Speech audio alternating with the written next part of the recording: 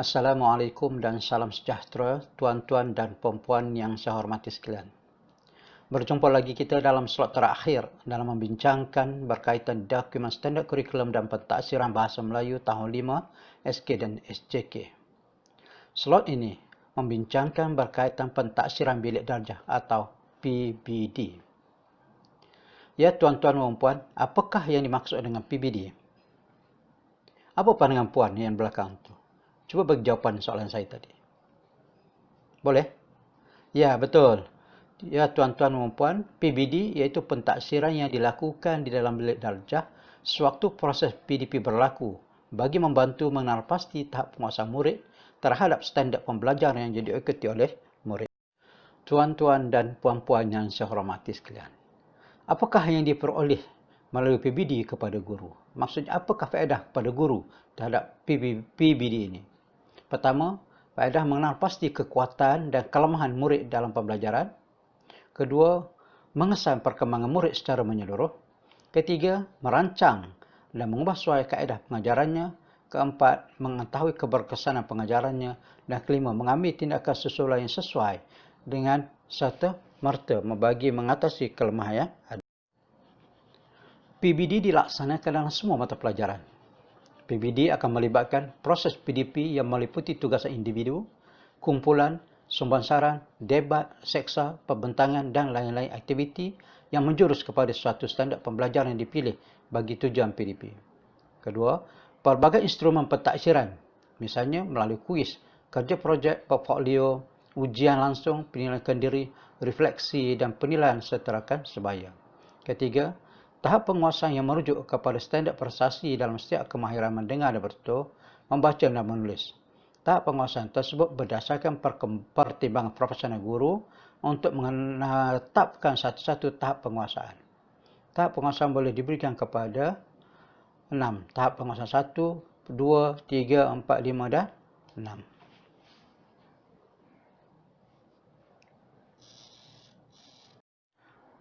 Tuan-tuan dan puan yang saya hormati sekalian, dalam melaksanakan pentaksiran bilik darjah, terdapat 5 langkah mudah perlu diikuti. Pertama, merancang proses PDP dan menyediakan kaedah bagi melaksanakan PBD sewaktu proses PDP. Kedua, melaksanakan proses PDP berdasarkan standard pembelajaran dipilih. Tentukan strategi, pendekatan, teknik dan kaedah PDP yang bersesuaian di samping menyediakan instrumen untuk melaksanakan PBD berdasarkan SP yang dipilih. Yang ketiga, memilih kaedah pentaksiran yang sesuai, sama ada melalui penilaian bertulis, pemerhatian, lisan atau bacaan mengikut kesesuaian SP dan kesesuaian murid yang diuruskan oleh seorang guru itu. Keempat, merekod dapatan penilaian yang dilakukan. Maka guru boleh merekodkan atau mencatat di mana-mana yang sesuai bagi memudahkan guru untuk meletakkan tahap penguasaan terhadap murid tersebut.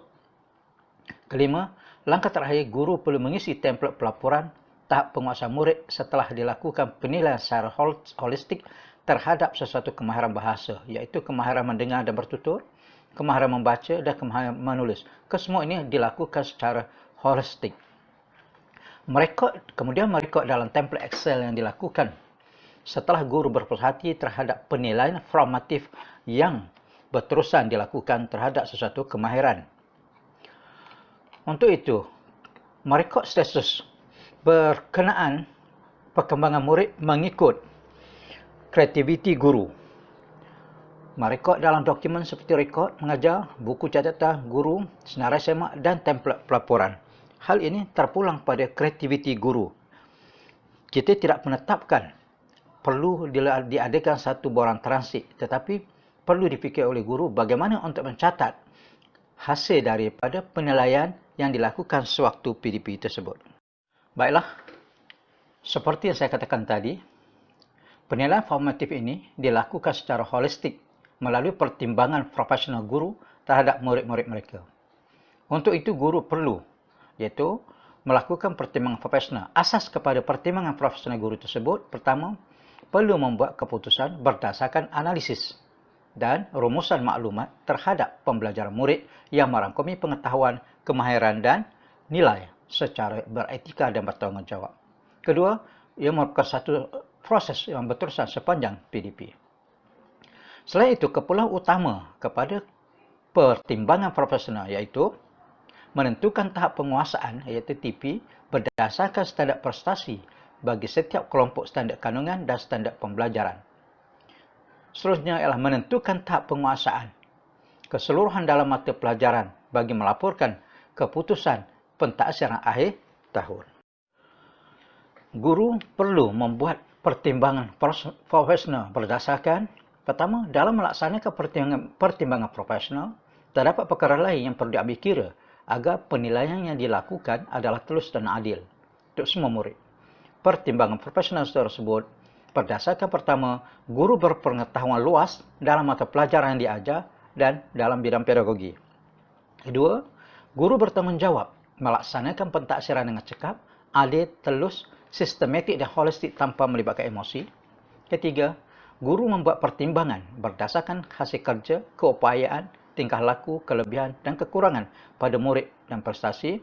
Dan keempat, guru menggunakan pengalaman mengajar dan pengalaman dengan murid mereka dalam ujian ataupun aktiviti PDP.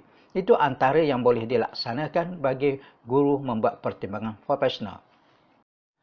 Tuan-tuan dan puan-puan, selain 4 perkara yang saya nyatakan tadi, masih terdapat beberapa perkara lain yang perlu diambil kira sewaktu melaksanakan pertimbangan profesional. Terdapat 7 perkara lain yang perlu diberi perhatian ketika melaksanakan pertimbangan profesional. Pertama, memahami hasrat kurikulum yang terkandung dalam SKP. Kedua, menentukan tujuan pentaksiran dengan mengenal pasti aspek pembelajaran yang perlu ditaksir berdasarkan standard prestasi bagi setiap kelompok. Ketiga, menggunakan pelbagai kaedah pentaksiran meliputi pemerhatian, lisan dan penulisan sepanjang PDP. Keempat, memberi peluang yang adil dan masa yang secukupnya kepada murid untuk mempamerkan apa yang telah dipelajari. Kelima, meningkatkan kebolehpercayaan antara pentadbir, guru, murid dan ibu bapa. Guru bersikap terbuka dan profesional dalam memberi justifikasi dan membuat pertimbangan terhadap perkembangan pembelajaran murid. 6. Berbincang sesama rakan sejawat dalam panitia bagi memantapkan pertimbangan profesional. Dan 7. Mengambil kira interaksi guru dan murid serta murid dan bahan bacaan ataupun bahan pembelajaran. Baiklah tuan-tuan dan puan-puan, slide ini berada di penghujung. Diharapkan segala maklumat yang disampaikan tadi dapat difahami dan dilaksanakan PBD di dalam darjah sewaktu proses PDP berlaku. Oleh itu, saya sudahi dengan ucapan sekian. Terima kasih. Selamat maju jaya.